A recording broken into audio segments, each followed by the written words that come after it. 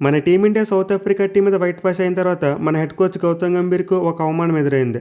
Post match presentation జరుగుతున్న టైంలో Guwahati crowd అతనికి ఎగనెస్ట్గా ప్రొటెస్ట్ చేశారు. అంటే గంభీర్ హై హై అంటూ నినాదాలు చేశారు. సో దీనికి సింపుల్ మీనింగ్ ఏంటంటే గంభీర్ డౌన్ డౌన్ అని చెప్పి. అయితే క్రౌడ్ ఇలా ప్రొటెస్ట్ చేస్తున్న టైంలో మహమ్మద్ సిరాజ్ వచ్చి దాన్ని ఆపే ప్రయత్నం చేశాడు.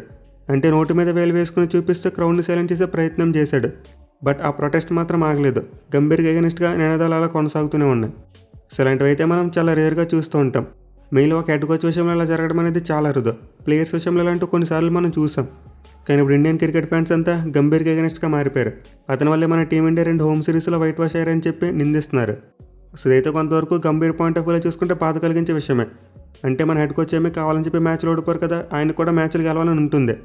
కానీ సమస్య ఎక్కడ వస్తుందంటే అతను ఫాలో అయ్యే విధానాలు, అలాగే అతని ఈగోయిస్టిక్ మెంటాలిటీ.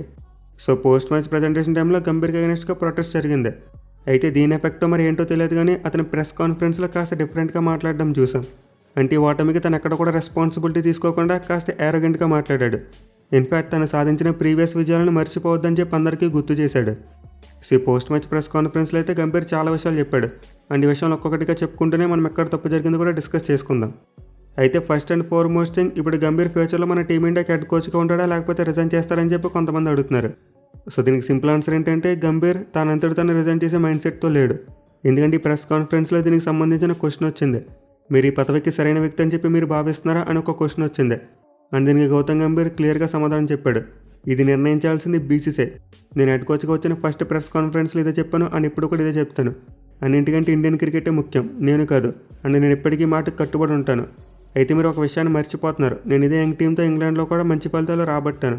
కానీ చాలామంది ఈ New Zealand south Africa white wash గురించే మాట్లాడతారు. అయితే ఛాంపియన్షిప్ మరి ఏషియా కప్లు గెలిచినప్పుడు కూడా నేనే హెడ్ కోచ్గా ఉన్నాను, అది గుర్తుంచుకోవాలి అందరూ అని చెప్పి అన్నాడు. సో క్లియర్లీ గంభీర్ తనను తాను బ్యాక్ చేసుకున్నాడు. అండ్ ఆల్సో తన మాటలు బట్టి క్లియర్గా అర్థం చేసుకోవచ్చు తనకి రిజైన్ చేసే మెంటాలిటీ ఏమీ లేదు. అంటే ఇప్పుడు అతను బీసీసీ హెడ్ కోచ్గా తీసేస్తే బయటికి వెళ్ళిపోతాడు, లేకపోతే తన టెన్యూర్ అయ్యే వరకు మన టెస్ట్ టీమ్కి కోచ్గానే కంటిన్యూ అవుతాడు. సో గంభీర్ కోచింగ్ టెన్యూర్ అయితే 2027 వన్డే వరల్డ్ కప్ అయ్యే వరకు ఉంది. అంటే ఇంకా 2 ఏళ్ల పాటు ఉంది. దీంతో బీసీసీ కనుక అతన్ని రిమూవ్ చేయకపోతే మరో 2 ఏళ్ల పాటు గౌతమ్ గంభీర్ మన టెస్ట్ టీమ్కి హెడ్ కోచ్గానే కంటిన్యూ అవుతారు. లేదు వైట్ బాల్ ఫార్మాట్స్ అయిన వన్డే మరియు T20లో గంభీర్ కోచింగ్ బాగుంది కానీ టెస్ట్ ఫార్మాట్లో బాగలేదు అనుకుంటే అప్పుడు కొత్త కోచింగ్ తీసుకొస్తారు. అంటే పర్టికులర్గా టెస్ట్ ఫార్మాట్కి సెపరేట్గా వేరే కోచింగ్ తీసుకొస్తారు. సో ప్రజెంట్ ఈ పని చేయగలిగే ఆప్షన్ కేవలం బీసీసీ దగ్గర మాత్రం ఉంది. అంటే గంభీర్ ఎడి తిరిగి నేను వెళ్ళని చెప్పేశాడు.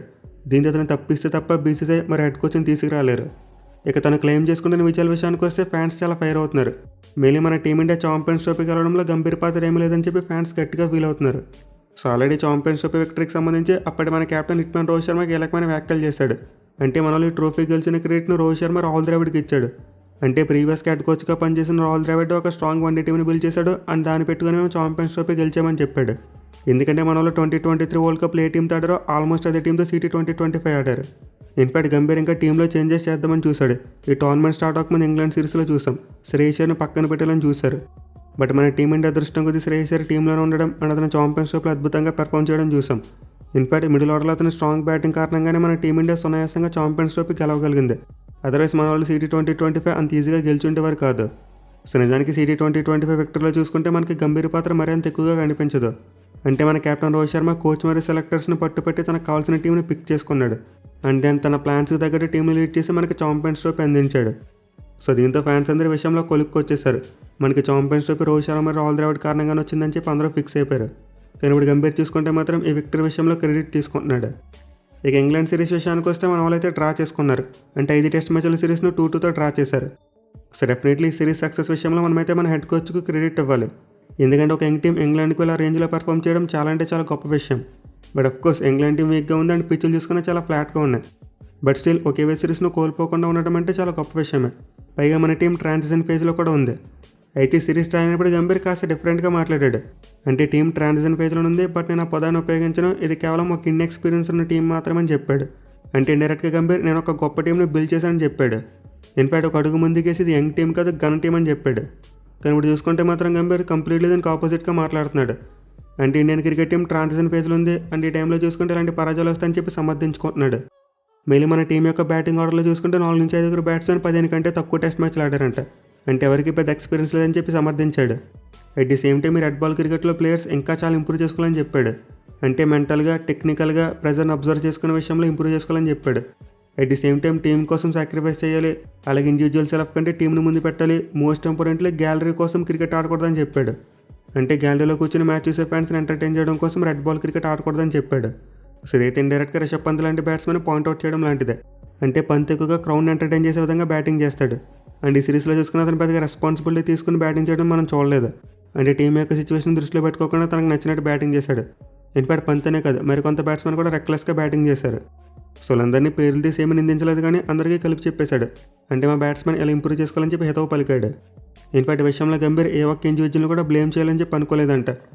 సో గంభీర్ ఉద్దేశం ఏంటంటే ఈ ఓటమికి ఇండివిజువల్గా ఎవరిని బ్లేమ్ చేయదలుచుకోలేదు. అట్ ది సేమ్ టైం అతను కూడా బ్లేమ్ తీసుకోవడానికి సిద్ధంగా లేడు. ఇది మొత్తం డ్రెస్సింగ్ రూమ్ యొక్క తప్పు, ఈ ఓటమి డ్రెస్సింగ్ రూమ్లో ఉన్న ప్రతి ఒక్కరు కూడా చెందిందని చెప్పి అన్నాడు. అలాగే 2 టెస్ట్ మ్యాచ్లో ఫస్ట్ ఇన్నింగ్స్లో మన వాళ్ళైన కొలాప్స్ని కూడా బాగా నొక్కి చెప్పాడు. అంటే ఫస్ట్ ఇన్నింగ్స్లో మన టీం ఒకనొక పాయింట్ ఆఫ్ టైంలో 95 రన్స్కి 1 వికెట్ మాత్రమే కోల్పోయింది. బట్ 122 రన్స్ వచ్చేసరికి 7 వికెట్లు కోల్పోవడం చూసాం. అంటే మన టీం 27 రన్స్ డిఫరెన్స్లో 6 వికెట్లు కోల్పోయింది. అది కూడా మార్కెన్సన్ ఒక బ్రిలియంట్ స్పెల్ వేసి వికెట్లు తీయడం చూసాం. అండ్ ఈ విషయంలో మరోసారి మన బ్యాట్స్మెన్ ఇండైరెక్ట్గా పాయింట్అవుట్ చేశాడు. అంటే ఇండివిజువల్ సెల్ఫ్ కంటే టీంను ముందు పెట్టాలి, నేను ఒకలానే ఆడతానంటే కుదరదు, సిచ్యువేషన్ తగ్గట్టు ఆడాలి, ఒకవేళ ప్లాన్ ఏ ఫెయిల్ అయితే ప్లాన్ బి ఉండాలని చెప్పాడు. అంతేగాని నేను ఒక రకంగానే బ్యాటింగ్ చేస్తాను, నా దగ్గర ప్లాన్ బి లేదంటే అది మంచిది కాదని చెప్పి అన్నాడు. ఇక గంభీర్ ఇండైరెక్ట్గా మన టైట్ స్కెడ్యూల్ని కూడా బ్లేమ్ చేశాడు. అంటే మేము వెస్టిండీస్ సిరీస్ ఆడాం అండ్ దాని వెంటనే ఆస్ట్రేలియా టూర్కి వెళ్ళాం. అయితే ఆస్ట్రేలియా టూర్ నుంచి వచ్చిన తర్వాత సౌత్ ఆఫ్రికా సిరీస్ కోసం ప్రిపరేషన్ టైం చూసుకుంటే మాకు 3 రోజులు మాత్రం ఉంది.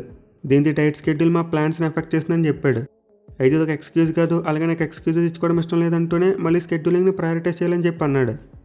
టెస్ట్ క్రికెట్ ఎక్కువ ప్రయారిటీ ఇస్తే స్కెడ్యూల్ని ఇంకా బెటర్ చేసుకోవాలంట. సదంగా గంభీర్ అయితే కోపంగానే మాట్లాడుతూ వైట్ బాస్కి రీజన్స్ అయితే చెప్పాడు. కానీ అక్కడ కూడా టీమ్ సెలక్షన్కి సంబంధించిన మిస్టేక్స్ గురించి హైలైట్ చేయలేదు. సో దానికి గంభీర్ అడ్రస్ చేయవలసిన విషయాలు ఏంటంటే నెంబర్ 3 స్పాట్లో ఎందుకు ఒక ప్లేయర్ మాత్రం ఆడట్లేదు. అంటే మన లాస్ట్ 1 ఇయర్లో చూసుకుంటే నెంబర్ 7 స్పాట్ కోసం మొత్తం 7 ప్లేయర్స్ని ట్రై చేశారు. బట్ గంభీర్ దీని గురించి ఏమాత్రం డిస్కస్ చేయలేదు. ఎట్ ది సేమ్ టైం టీంలో ఎందుకని ఎక్కువ మంది ఆల్రౌండర్స్ ఆడుతున్నారో దాని గురించి చెప్పాలి, బట్ దాని గురించి ఎలాంటి డిస్కషన్ చేయలేదు. అలాగే నితీష్ కుమార్ రెడ్డి లాంటి ప్లేయర్స్ని ఆల్రౌండర్స్ ఆడిస్తే అతనికి ఎందుకు ఎక్కువ బౌలింగ్ ఇవ్వట్లేదో దాని గురించి చెప్పలేదు. అసలు మన టీం విషయంలో గంభీర్ చేసిన ప్రయోగాల గురించి అతను ఏమీ డిస్కస్ చేయలేదు. కేవలం ఈ ప్రెస్ కాన్ఫరెన్స్లో తన రీచ్లో లేని విషయాల గురించి మాట్లాడాడు. అంటే ఇండైరెక్ట్గా మన బ్యాట్స్మెన్ నిందించాడు, అలాగే టైట్ స్కెడ్యూలింగ్ని బ్లేమ్ చేశాడు. At the same time transition phase అనేది వాడడం ఇష్టం లేదంటూనే దాన్ని వాడేశాడు. ఇక ఇవన్నీ సరిపోవన్నట్టు నేను ప్రీవియస్గా సాధించిన విజయాలను కూడా గుర్తుపెట్టుకోవాలని చెప్పి దాన్ని కూడా వాడేశాడు. సడన్గా గంభీర్ అయితే మన టీంలో ఉన్న లోపాల గురించి అలాగే కన్ఫ్యూజన్ గురించి ఏమీ డిస్కస్ చేయలేదు. అంటే తన కంట్రోల్లో ఉండే విషయాల గురించి పెద్దగా ఏమీ డిస్కస్ చేయలేదు, తన కంట్రోల్లో లేని విషయాల గురించి డిస్కస్ చేశాడు. బట్ నిజానికి మన టీం అడ్రస్ చేయవలసింది ఆ నెంబర్ 3 ఇష్యూని షార్ట్అవుట్ చేసుకోవాలి. అంటే మన వాళ్ళు ఎప్పటికైనా మేలుకున్న నెంబర్ 3 స్పాట్ని ఫిక్స్ చేసుకోవాలి, ఏదో ఒక ప్లేని కంటిన్యూస్గా ఆడించాలి. అదర్వైజ్ మనకి సమస్య అలానే ఉంటుంది. అలాగే బ్యాటింగ్ ఆర్డర్ విషయంలో ఎక్కువ మార్పులు చేయకూడదు. నార్మల్గా చూసుకుంటే ధృజులు ఎక్కువగా డౌన్ ద ఆర్డర్ ఆడుతూ ఉంటాడు. అంటే నెంబర్ 6 మరియు నెంబర్ 7 స్పాట్లో యాజ్ వికెట్ కీపర్ బ్యాట్స్మెన్గా ఆడుతూ ఉంటాడు. కానీ మ్యాచ్లో అతను నెంబర్ 4లో పట్టుకొచ్చేశారు. అలాగే 2 మెనీ ఆల్రౌండర్స్ని ఆడించడం కూడా మనకి చాలా బ్యాక్ ఫైర్ అవుతుంది. అంటే నితీష్ కుమార్ రెడ్డిని తీసుకోండి, మీరు అతని బౌలింగ్ని సరిగ్గా యూజ్ చేయనప్పుడు అతను తీసుకోవడం ఎందుకు, ఒక స్పెషలిస్ట్ బ్యాట్స్మెన్ ఆడించుకోవచ్చు కదా. ఇన్పర్సల్ టెస్ట్ ఫార్మాట్లో 4 గన్ బౌలింగ్ ఆప్షన్స్ ఉంటే 5 బౌలింగ్ ఆప్షన్ ఉంటే సరిపోద్ది. కానీ మన హెడ్ కోచ్ టెస్ట్ ఫార్మాట్లో కూడా 6 బౌలింగ్ ఆప్షన్స్ కోరుకుంటున్నాడు. అంటే T20 మరియు 1 డే ఫార్మాట్స్లో ఎలా ఉండాలో టెస్ట్ ఫార్మాట్లో కూడా అలానే కోరుకుంటున్నాడు. కానీ నిజానికి టెస్ట్ ఫార్మాట్లో 6 బౌలర్స్ని రొటేట్ చేయడం చాలా కష్టం. దీంతో మన వాళ్ళ టీంలో 2 మెనీ ఆల్రౌండర్స్ ఆడవలసిన అవసరం లేదు. టీంకి అవసరమైతే ఆల్రౌండర్స్ని తీసుకోవాలి, కానీ ఫోర్స్ఫుల్గా పెట్టకూడదు. పైగా టీంలోకి తీసుకొచ్చే ఆల్రౌండర్స్ ఏమో T20 ఫార్మాట్కి సంబంధించిన ఆల్రౌండర్స్. అంటే T20లో బాగా పర్ఫామ్ చేసిన ప్లేయర్స్ని టెస్ట్ ఫార్మాట్లోకి పట్టుకొచ్చేస్తున్నారు. ఇన్ఫాక్ట్ అసలు మన కోచ్ T20 ఫార్మాట్ నుంచి వచ్చినాడు. అంటే గంభీర్కి యాజ్ ఏ కోచ్గా టెస్ట్ ఫార్మాట్లో ఎలాంటి ఎక్స్పీరియన్స్ లేదు, కనీసం ఒక డొమెస్టిక్ టీంని కూడా కోచింగ్ చేయలేదు. బట్ నేరుగా అతను టెస్ట్ ఫార్మాట్లో కోచ్గా పెట్టేశారు. అంటే ఇప్పుడు ఇదే బ్యాక్ ఫైర్ అవుతుంది. మళ్ళీ T20 ఫార్మాట్లో అతను కోచింగ్ చాలా బాగుంది, మన వాళ్ళు ఎక్కువ మ్యాచ్లు గెలుస్తున్నారు. ఇన్ఫాక్ట్ మన వాళ్ళు ఏషియా కప్ గెలిచిన విషయంలో గంభీర్ క్రెడిట్ తీసుకోవడం ఎలాంటి తప్పు లేదు, ఎందుకంటే అతని పాత్ర ఎంతో కొంత ఉంది. కానీ టెస్ట్ ఫార్మాట్ విషయానికి వస్తే అలా కాదు, కాస్త ఓపుకున్న పర్సన్స్ కావాలి. అది ప్లేయర్స్ అయినా సరే, కోచింగ్ స్టాఫ్ అయినా సరే, ఓపుకున్న వాళ్ళు కావాలి. అయితే ప్రజెంట్ గంభీర్కి చూసుకుంటే టెస్ట్ ఫార్మాట్ని హ్యాండిల్ చేయగలిగేంత ఓపిక లేదనిపిస్తుంది. అతను T20 ఫార్మాట్లో ఏదైతే చేస్తున్నాడో అదే టెస్ట్ ఫార్మాట్లో చేసి సక్సెస్ సాధించాలని చూస్తున్నాడు, కానీ వర్కౌట్ అవ్వట్లేదు. మరి ముఖ్యంగా T20 ప్లేయర్స్ని టెస్ట్ ఫార్మాట్లో ప్రమోట్ చేసి టెస్ట్ స్పెషలిస్ట్ని పక్కన పెట్టేస్తున్నారు. అంటే మనకు డొమెస్టిక్లో ఆడే ప్లేయర్స్కి అసలు ఎలాంటి గుర్తింపు ఉండట్లేదు, ఏదో పేరుకి అవకాశం ఇవ్వాలన్నట్టు కొంతమందికి ఇస్తున్నారు. మీరు అభిమన్యేశ్వరన్, సర్ఫరాజ్ ఖాన్ మరియు నారాయణ జగదీశన్ లాంటి ప్లేయర్స్ని ఇగ్నోర్ చేస్తున్నారు. వేరే ఐపీఎల్లో బాగా పర్ఫామ్ చేసిన T20 ప్లేయర్స్ని మాత్రం 3 ఫార్మాట్స్లో ఆడించాలని చూస్తున్నారు. లైక్ శుభ్మన్ గిల్, హర్షిత్ రాణా, ధృజుల్ సుందర్ లాంటి ప్లేయర్స్ని 3 ఫార్మాట్స్లో కూడా ఆడించేద్దామని చూస్తున్నారు. మళ్ళీ మాకు ఈ ప్లేయర్స్ ఉంటున్నారు, మాకు సిరీస్కి మధ్య ప్రిపేర్ అవ్వడానికి గ్యాప్ దొరకట్లేదు అంటున్నారు. అంటే 3 ఫార్మాట్స్లోకి మాకు ఈ ప్లేయర్స్ కావాలని చెప్పి మీరే పిక్ చేసుకుంటారు. ఒకవేళ ఆ ప్లాన్ ఫెయిల్ అయితే టైట్ స్కెడ్యూల్ అంటారు. అసలు చేసే బదులు ఏ ఫార్మాట్ ప్లేయర్స్ను ఆ ఫార్మాట్కే పరిమితం చేయండి. అంటే రంజీ ట్రోఫీలో బాగా ఆడే ప్లేయర్ని టెస్ట్ టీంలోకి తీసుకురండి. దీంతో వాళ్ళు కంప్లీట్లీ టెస్ట్ ఫార్మాట్ మీద ఫోకస్ పెడతారు. వేరేజ్ మిగతా ప్లేయర్స్ వన్డే మరియు T20 ఫార్మాట్ల మీద ఫోకస్ చేస్తారు. దీంతో మనకు అసలు టైట్ స్కెడ్యూల్ అని ఇష్యూ రాదు కదా. సో బెటర్ ట్రూత్ ఏంటంటే ప్రజెంట్ ఉన్న సిచ్యువేషన్లో ఏ ప్లేయర్ కూడా 3 ఫార్మాట్స్లో కంటిన్యూస్ కాలేడు. అంటే ప్రజెంట్ షెడ్యూలింగ్ అనేది చాలా టైట్గా ఉంది. దీంతో ఒక ప్లేయర్ 3 ఫార్మాట్స్లో కన్సిస్టెంట్గా ఆడడం చాలా అంటే చాలా కష్టమైన విషయం. అయినా కానీ మన వల్ల 3 ఫార్మాట్ ప్లేయర్స్తో కన్ఫ్యూజన్ వదలలేకపోతున్నారు. ఎట్ ది సేమ్ టైం టీంలో కొంతమందిని ఫోర్స్ చేస్తున్నారు. మనం గిల్ క్యాప్టెన్సీ గురించి ఆల్రెడీ డిస్కస్ చేసుకున్నాం. అతను 3 ఫార్మాట్స్లో ఆడించేసి ఫోర్స్ఫుల్గా ఫేస్ ఆఫ్ ఇండియన్ క్రికెట్గా చేద్దామని చూస్తున్నారు. కానీ ఇది ఎంతవరకు వర్కౌట్ అవుతుందో చెప్పలేం. అలాగే ఇప్పుడు సుందర్ విషయంలో కూడా మన వాళ్ళు మిస్టేక్ చేస్తున్నారు. అతను ఫోర్స్ఫుల్గా ఒక బ్యాటింగ్ ఆల్రౌండర్గా మార్చే ప్రయత్నం చేస్తున్నారు. అది కూడా మీరు సుందర్ని అశ్విన్కి రీప్లేస్మెంట్గా తీసుకొచ్చారు. అంటే సుందర్ మనకి బౌలింగ్లో అశ్విన్లో బౌలింగ్ చేస్తూ వికెట్లు తీసి పెట్టాలి.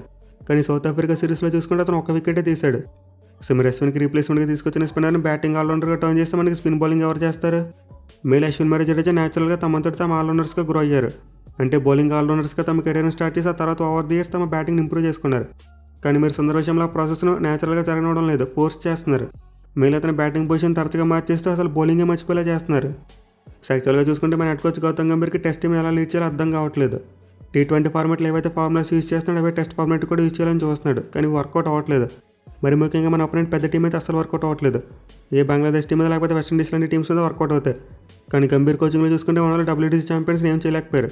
అంటే న్యూజిలాండ్, ఆస్ట్రేలియా మరియు సౌత్ ఆఫ్రికా ఈ 3 ప్రీవియస్గా WTC ఛాంపియన్షిప్ గెలిచాయి. అండ్ గంభీర్ హెడ్ కోచ్గా లీడ్ చేస్తున్న మన టీం ఇండియా 3 టీంల ముందు తేలిపోయింది. మన వాళ్ళు లాస్ట్ ఇయర్ స్వదేశంలో న్యూజిలాండ్ మీద వైట్ వాష్ అయ్యారు. అండ్ తర్వాత బీజీ ఓడిపోయారు. ఇప్పుడు చూసుకుంటే సౌత్ ఆఫ్రికా మీద మళ్ళీ వైట్ వాష్ అయ్యారు. సో విధంగా ఇప్పుడైతే మనం స్ట్రాంగ్ టీమ్స్కి అగైనెస్ట్ ఆడుతామో గంభీర్ ఫార్ములాస్ వర్కౌట్ అవ్వట్లేదు. ఇంకా సింపుల్గా చెప్పాలంటే ఇప్పుడు మన వాళ్ళ పరిస్థితి ఇంగ్లాండ్ టీంలో తయారైంది. అంటే వాళ్ళు బ్యాచ్ బాల్ పేరుతో చిన్న టీంలో చితక్కొట్టేస్తున్నారు. కానీ పెద్ద టీంలకి అగైనెస్ట్కి వచ్చేసరికి చూసుకుంటే మాత్రం తడబడిపోతున్నారు. అండ్ ఎగ్జాక్ట్ ఇప్పుడు మన ఇండియన్ క్రికెట్లో కూడా అదే జరుగుతుంది. సో దీంతో ఇప్పటికైనా బీసీ కళ్ళు తెరిస్తే బాగుంటుంది. నాకు తెలిసి గంభీర్ కోచింగ్లో పెద్దగా మార్పు రాకపోవచ్చు. అంటే తను మాటలు పడి చూసుకుంటే ఫ్యూచర్లో కూడా తన కోచింగ్ అలానే ఉంటుందేమో అనిపిస్తుంది. అండ్ అదే కనుక కంటిన్యూ అయితే మనకు హోమ్ సైల్ మీద మరింతగా పరుగు పోతుంది. మళ్ళీ 2027లో ఆస్ట్రేలియా టీం 10 టెస్ట్ మ్యాచ్లు సిరీస్ ఉంది స్వదేశంలో. అండ్ అది కూడా ఓడిపోతే గంభీర్ టెస్ట్ కోచింగ్ పరిపూర్ణం అయిపోద్ది. సో ఐ హోప్ బీసీసీ ఇప్పటికైనా కళ్ళు తెరిచి టెస్ట్ ఫార్మాట్కి ఒక ప్రత్యేకమైన కోచింగ్ తీసుకొస్తే బాగుంటుంది. అంటే ప్రీవియస్కి ఫార్మాట్లో కోచింగ్ ఎక్స్పీరియన్స్ ఉన్న వాళ్ళని తీసుకొస్తే బాగుంటుంది. మరి ముఖ్యంగా మన వాళ్ళు ట్రాన్సిషన్ ఫేజ్లో ఉన్నారు కాబట్టి ఒక పేషెన్స్ ఉన్న మనిషి కావాలి. అలాగే ఇంపేషెంట్గా ప్రతి మ్యాచ్లో ప్రతి సిరీస్లో మార్పులు చేసుకుంటా పోతా అన్న కోచ్ ఉంటే మాత్రం మన వాళ్ళు ఎక్కడికి వెళ్ళరు. మన టీం పెర్ఫార్మెన్స్ అలానే ఉంటుంది. అండ్ ఫ్యూచర్లో మన టీం ఇండియా మరో వెస్టిండీస్ అవుద్ది. అంటే ప్రజెంట్ వెస్టిండీస్ ఎలా అయితే టెస్ట్ ఫార్మాట్లో తడబడుతున్నారు మన వాళ్ళు కూడా అలా అయిపోతారు. చూడాలి మరి బీసీఐ భవిష్యత్తులో టెస్ట్ హెడ్ కోచ్ విషయంలో ఎలాంటి నిర్ణయం తీసుకుంటుంది అనేది.